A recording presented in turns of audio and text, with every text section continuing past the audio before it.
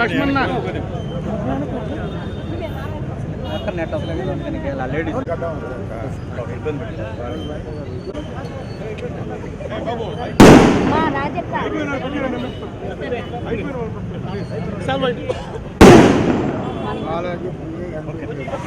భాషా ఒక్కరు వెనక్కి రావాలి.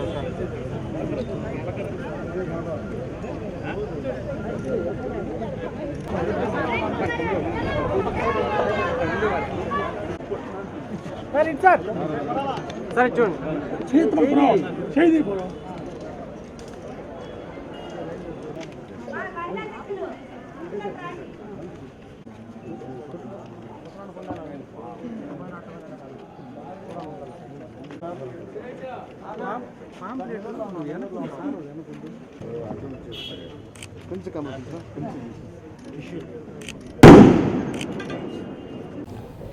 నిజంగా ఎంతో ఆనందంగా ఉంది. ఎందుకంటే ఈరోజు ఇది మంచి ప్రభుత్వం అనే ఒక కార్యక్రమం రాష్ట్ర ప్రభుత్వం ఇవ్వటం, ఈ 100 రోజుల్లో ఏవైతే పనులు చేసామో ఆ పనుల విషయం సంబంధించి ఒక పాంప్లెట్ ప్రతి ఇంటికి ఇచ్చి ఎక్స్ప్లెయిన్ చేస్తుంటే వాళ్ళ ఆనందానికి అద్దులు లేవు. వాళ్ళ ఆనందానికి అంటే జనరల్గా నిజంగా హ్యాపీగా ఉంటేనే వాళ్ళు ముందుకు వచ్చి కలిసి మాట్లాడతారు. వాళ్ళ ఆనందానికి అద్దులేవు. నేను ఒకటే చాలా మందిని అడిగాను, ఎందుకు మంచి ప్రభుత్వం మీరు అంటున్నారు చెప్పంటే వాళ్ళు ఒకటే చెప్పారు, సార్ వచ్చి 100 రోజులు ప్రామిస్ చేసిన వాటిల్లో ఈరోజు అనేకమైన వాటిని క్లియర్ చేశారు. ఆ ప్రభుత్వానికి ఈ ప్రభుత్వానికి తేడా, ఇది మంచి ప్రభుత్వం అని చెప్పడానికి ఇంతకంటే నిదర్శనం అవసరం లేదు. మన కేంద్ర చట్టంలోనే స్థానిక సంస్థలు ఏర్పాటు చేశారు.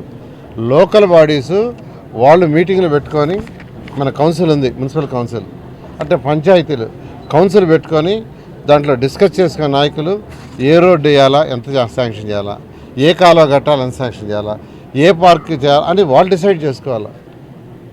దానికి ఇచ్చిన డబ్బులు కూడా డైవర్ట్ చేసి వాళ్ళకి అసలు ఏమీ లేకుండా చేశారు.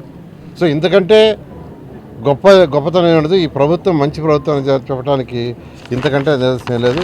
అదేవిధంగా అన్నా క్యాంటీన్స్, పేదవాడు 5 రూపాయలతో చక్కగా భోంచేస్తున్నాడు. చక్కటి భోజనం, చక్కటి ఎన్విరాన్మెంట్, మంచి బిల్డింగ్స్ కట్టాం, మంచి ఎన్విరాన్మెంట్, చక్కగా 2,25,000 మంది 2,25,000 మంది 203 అన్నా క్యాంటీన్స్లో భోంచేస్తుంటే అవి మూసేశాడు. అదే అతనికి శాపం. ఆ పేదల శాపమే ఈరోజు జగన్మోహన్ రెడ్డి కొట్టి 11 సీట్లతో ఆపేశారు. పేదవాడు ఏం చేశాడు?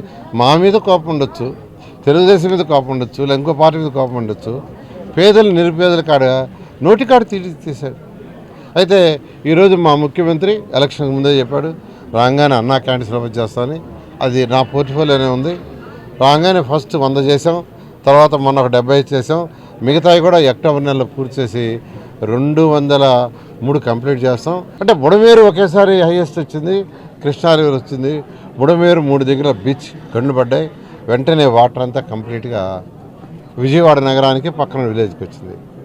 అయితే వచ్చిన వాటరు బయటకు పోవటానికి లేదు. 10 అడుగులు 9 అడుగులు 8 అడుగులు.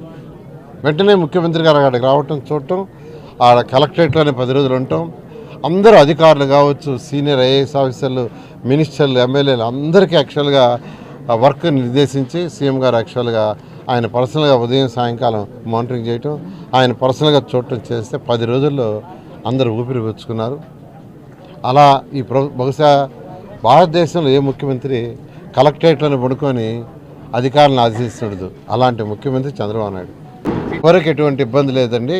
నేనే విజయవాడ నుంచి 2 సార్లు టెలికాన్ఫరెన్స్ పెట్టి మాకున్న 3,000 సైన్యం, నెల్లూరు సిటీలో 3,000 సైన్యం తెలుగుదేశం పార్టీ ఉన్నారు. ఆ 3,000 మందికి 2 సార్లు చెప్పాను, చక్కగా అందరినీ చూసుకుంటాం, పాత వాళ్ళు ఎవరైతే ఉన్నారో వాళ్ళకి ఎటువంటి ఇబ్బంది లేదు, వాళ్ళకి ఇచ్చే గౌరవిస్తామని, కొత్త వాళ్ళు ఇచ్చిన వాళ్ళకి కూడా ఇవ్వాల్సిన గౌరవిస్తామని చాలా క్లియర్గా చెప్పాను. అందువల్ల ఎటువంటి ఇబ్బంది లేకుండా చూడటం జరుగుతుంది.